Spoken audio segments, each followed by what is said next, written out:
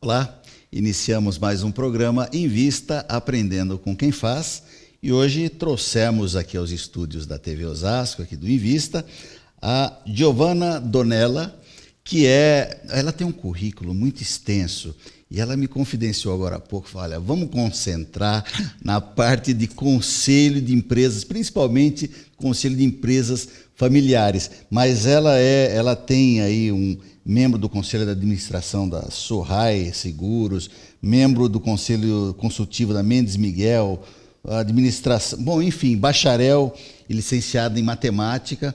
É difícil te ver. Você tem uma cara boazinha, professora de matemática, é austera, assim, mas ela tem aí uma formação extensa, foi CEO da Ceolep, enfim, tem uma carreira brilhante, e para nós é uma alegria trazer a Giovana para falar um pouco, dividir conosco aí os seus conhecimentos. Giovana, seja muito bem-vinda aqui aos estúdios da TV Osasco. Muito obrigada, eu que agradeço pelo convite, fiquei muito lisonjeada, e é sempre muito bom a gente dividir informação e aprender e deixar um pouquinho da gente, né? Legal. Então... Mas, Giovana, uma coisa interessante para nós procuramos sempre dividir com o nosso telespectador coisas boas.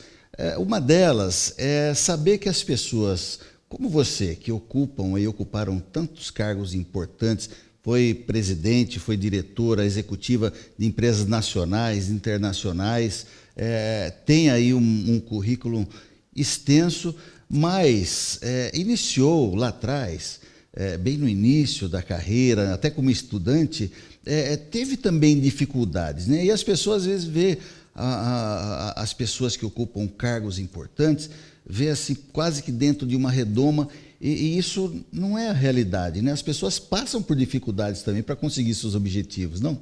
Sem dúvida, sem dúvida. Os desafios, eles são constantes, não findam nunca, né?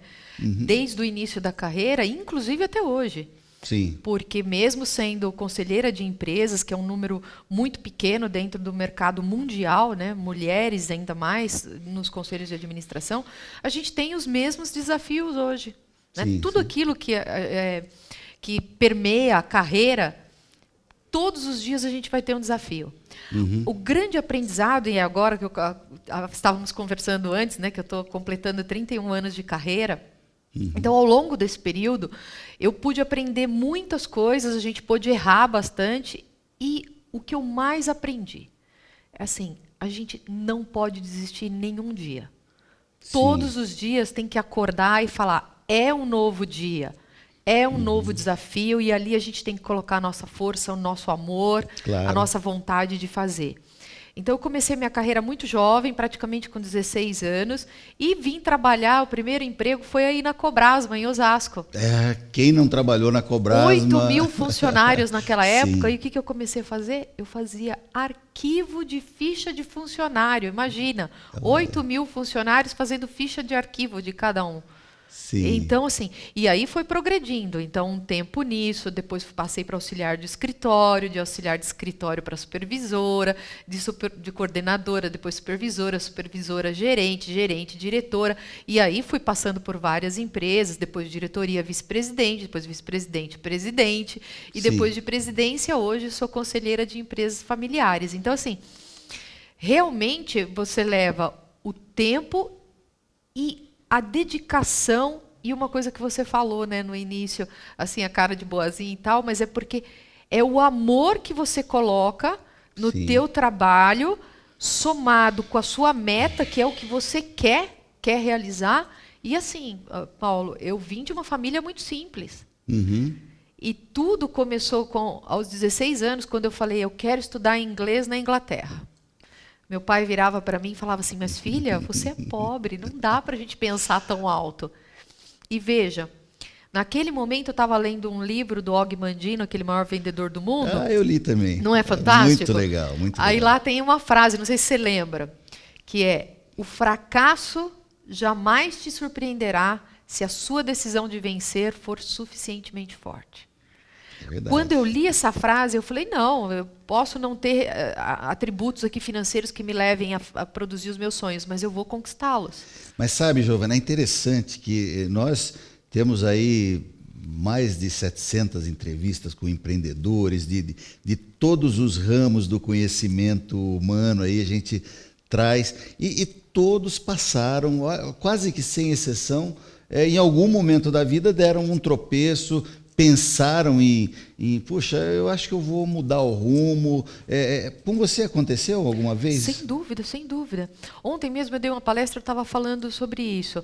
Eu estava na Cobrasma, mundo, né, de uma empresa grande para a área ferroviária, enfim. Depois eu fui para a área de embalagens, depois eu fui para a área de moda, depois eu fui para o alumínio, depois disso eu fui para a consultoria, fui para a área de educação. Então, eu tive muitas mudanças, porque eu gosto do novo.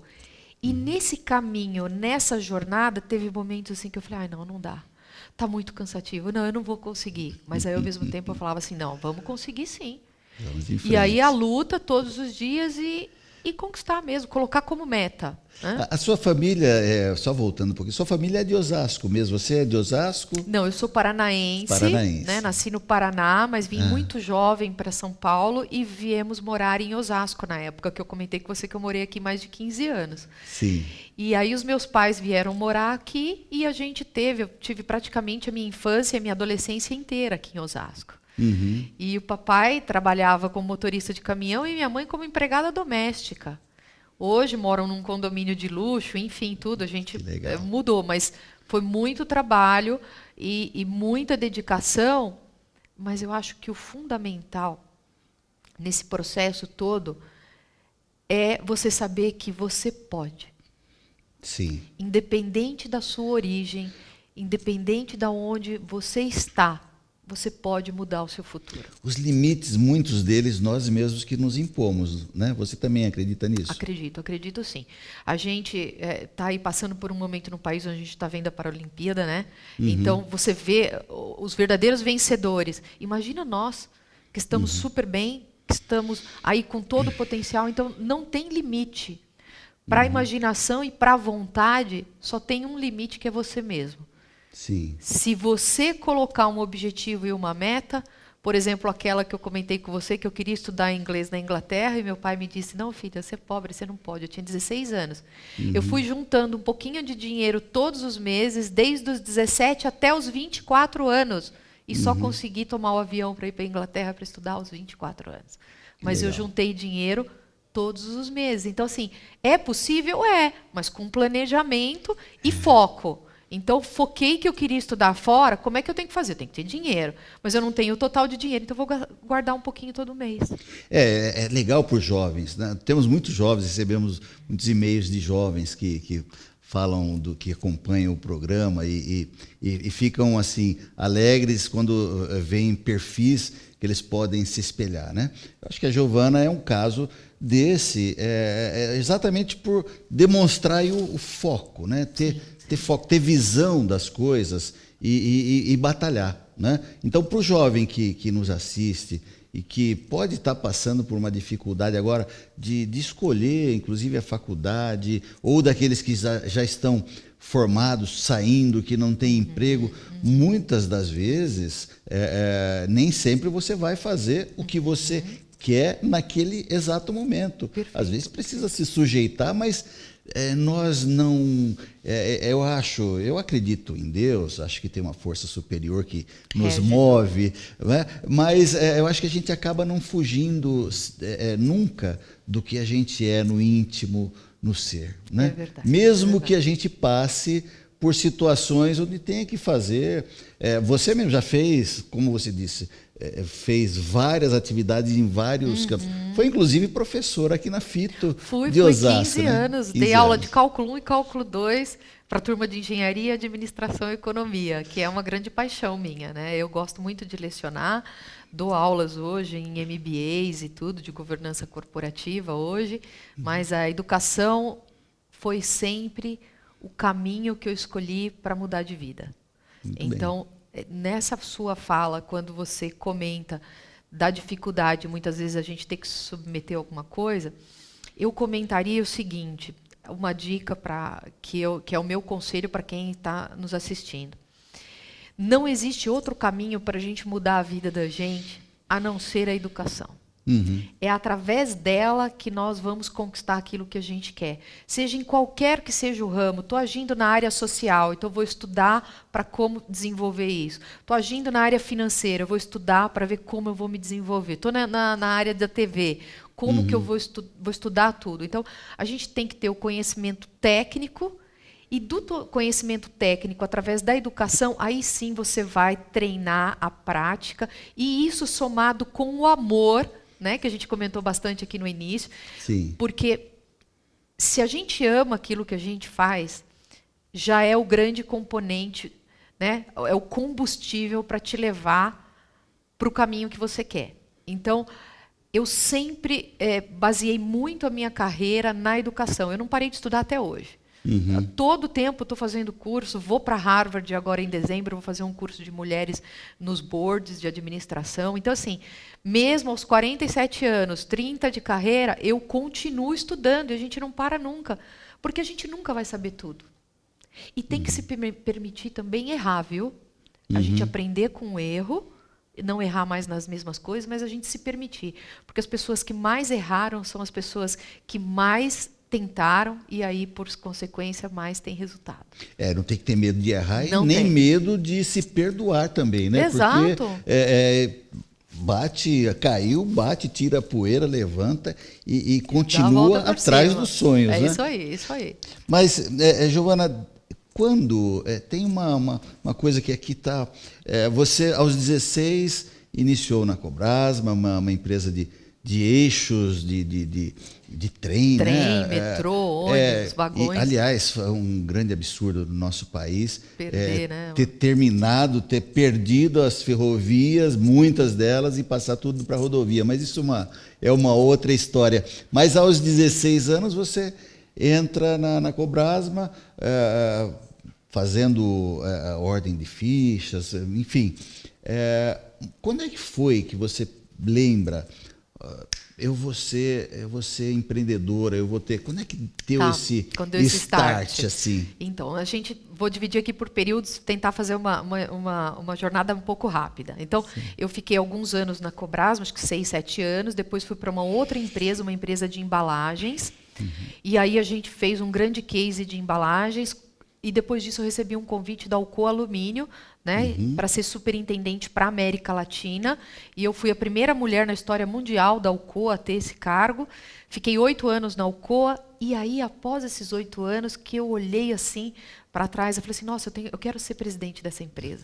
Só que para ser presidente daquela empresa, eu ainda ia levar muitos anos. Foi aí que eu falei assim, para tudo. Depois de 8 anos, eu pedi demissão e montei o meu primeiro negócio. Eu saí da Alcoa, peguei um avião e fui para a China. E todo mundo falou assim, mas você é louca, o que você vai fazer na China?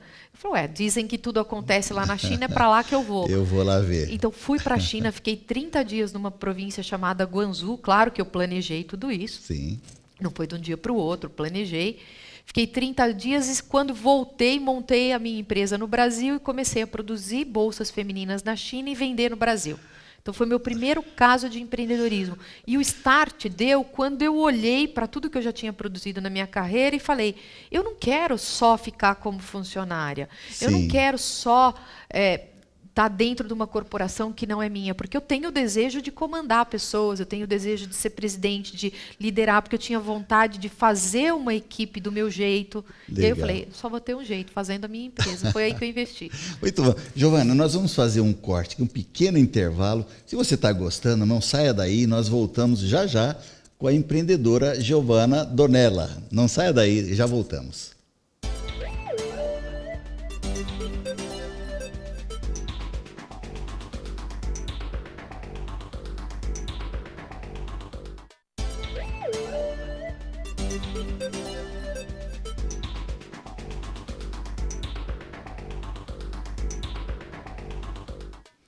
Estamos de volta com o programa Em Vista, Aprendendo com Quem Faz, falando hoje com Giovana Donella, a nossa empreendedora de hoje. E falávamos no primeiro bloco da extensa experiência, da carreira e de onde a Giovana resolveu, achou, enfim, decidiu que seria empreendedora.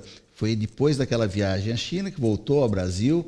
Então, eu queria que você falasse um pouco, Giovana, de trabalho também, dos trabalhos que você passou a partir desse momento, né? Você passou, como disse, professora de matemática, de cálculo, 1 e 2, né? Nossa, não dá para imaginar você professora. Eu gosto bastante, viu? Que legal. Mas vamos falar um pouco de trabalho. Tá. Como é o seu trabalho? Como era no início lá da carreira e como é hoje? Porque eu creio e com certeza tem uma evolução nisso. Sem dúvida. Eu acho que a grande evolução, ela está bastante nesse aspecto, assim, da gente viver mais. E quando a gente vive mais e tem mais experiências, então a gente começa a ter mais maturidade para quando encara de novo um problema similar ou parecido, a gente já tem a sabedoria para resolver. Né? Então, isso é o que nos ajuda ao longo dos anos a gente fortalecer e estar em posições melhores, porque se você tem mais experiência, você age melhor,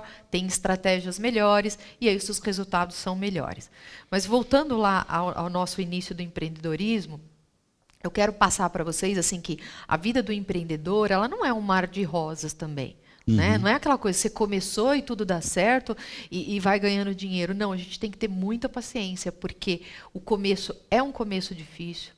O começo é onde você está sozinho, você não tem muitas vezes um budget, dinheiro para contratar uma equipe grande. Então você vai ter que se adaptar a fazer de tudo um pouco, desde desde limpar o nosso banheiro, porque não tinha como pagar uma pessoa para limpar, pegar o seu lixinho todo dia e aí produzir tudo. Então, olhar o seu dia a dia, né, o dia a dia dos colaboradores que você já tem, olhar o mercado, olhar o produto, olhar o que você vai produzir para o futuro, prestar bastante atenção na tua capacidade financeira, então nunca colocar o pé pelas mãos. Então tudo isso você vai aprendendo. E naquele momento, quando eu resolvi empreender, eu já tinha anos de experiência já em empresas. Então, em uma empresa eu pude aprender muito sobre processos, outra empresa eu pude aprender muito a como iniciar uma empresa. A segunda empresa que eu trabalhei, a gente começou do zero. Então eu vi como montar equipes, como montar estruturas. Quando eu já tinha aprendido tudo isso, é que eu empreendi. E no momento de empreender, gente, tem dia que a gente tem que colocar a mão na massa em tudo. Por exemplo, eu vendia bolsas femininas. E num determinado dia, a gente tinha que fazer uma entrega de pedido grande e os 3 funcionários faltaram no mesmo dia. Eu fui colocar a mão na massa. Claro. Então, pegar bolsa por bolsa, colocar dentro dos saquinhos, colocar... Então, eu lembro que eu estava com uma camiseta branca e fiquei toda suja, porque as bolsas estão dentro de caixas de papelão que veio da China. Está sujo ali. E muitas vezes a gente tem que fazer, porque você é um empreendedor, você tem que entender o teu processo do início ao fim. Você tem que ter propriedade do teu projeto. Então, quando precisar, se você é um empreendedor na área de alimentação, por exemplo... Você tem que saber fazer. Porque se o seu chefe faltou naquele dia, você tem que atender os seus clientes. Então, você vai para a cozinha e tem que colocar a mão na massa. A dica é, quando você olhar para um universo onde você quer empreender, então, quando a gente olha para aquilo, primeiro a gente entender bem os processos daquilo. Entendido bem, o que eu tenho que ter de saúde financeira para arcar com isso? Porque não é só o que você vai colocar de dinheiro naquele momento, é também o que você vai precisar de dinheiro para manter o negócio até que o retorno aconteça. Sim. Então, a gente olhar para o financeiro, olhar para aquilo que você tem que fazer e que todos os dias você tem que colocar a mão na massa, todos os dias você tem que ter o domínio total do seu processo, porque aí sim o negócio está na sua mão. E aí as coisas vão acontecendo. Além de ter uma persistência, além de ter... Eu digo que, eu costumo dizer, o empreendedor ele é mais teimoso de todas as profissões e de todos os campos. O empreendedor é um camarada teimoso, porque você sobreviver, além de todas as dificuldades que nós passamos, e de gerar, porque o que gera, na verdade, movimento financeiro, o que gera receita, o que gera... É o trabalho, não é a conversa fiada. Além de tudo isso, você tem que brigar ainda com uma das maiores cargas, um custo Brasil uma das maiores cargas tributárias do planeta. Praticamente nós trabalhamos, você sabe disso, Giovana, nós trabalhamos praticamente, eu, você, o nosso telespectador, em qualquer área, nós trabalhamos até meados de maio de todo ano para pagar a carga tributária. Tem praticamente 40%. Quando é que esses nossos políticos vão acordar para entender que se deixar um empreendedor, se deixar um país como o nosso, que tem uma capacidade de produção criativa, sobreviveu, quando é que esses políticos vão deixar o empreendedor, o empresário trabalhar de forma...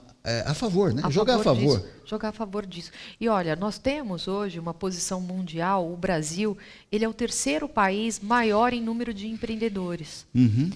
Nós temos hoje mais de 29% do total da população brasileira é empreendedora.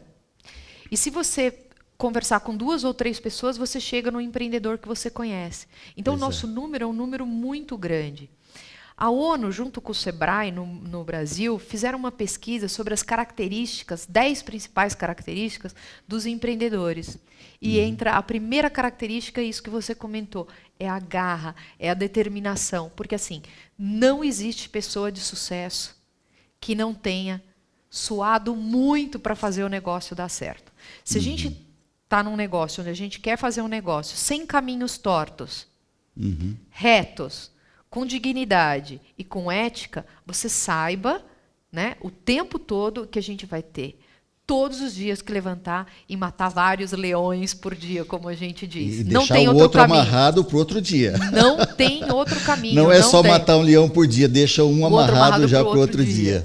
Então, dessas características, então, a garra, a determinação, o cuidado com o dinheiro, porque o grande empreendedor, aquele que faz sucesso, aquele que se destaca, é aquele que sabe dividir muito bem o dinheiro pessoal e o dinheiro do negócio, para você não arriscar nem o seu dinheiro e nem o dinheiro do negócio.